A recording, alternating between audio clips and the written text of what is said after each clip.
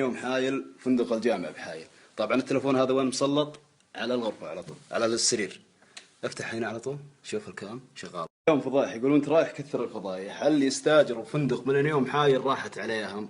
على السرير مسلط الكاميرا، طبعا بالتلفون. ما شاء الله مكثرين التلفونات هنا، هناك تلفون ما شاء الله مكثرين. هنا واحد تلفون، هنا التلفون اللي معه الكاميرا مسلط على السرير.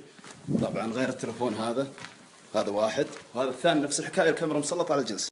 طبعا فندق من اليوم حايل وسط الحرم الجامعي بحايل، كل الغرف الموجودة سواء غرفة أو سويت، تلفونين مدعومات بكاميرا، واحد بالمجلس واحد كافي. فندق جامعة حايل من اليوم اللي بالحرم الجامعي. طبعا يقولون ما في كاميرات، في خصوصية، هذه كاميرا ما في أي خصوصية، مسلطة طبعا على هذا. أنا ما صورت المقاطع المشوان عشان شهرة، لا والله يشهد علي الله، بس أي تلاعب يتلاعبون بأعراض الناس.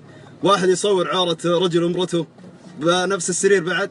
هذا اللي استفدناه من الاستثمار الأجنبي، من التطوير. هذا التطوير، أي تطوير هذا ملعنة خامس.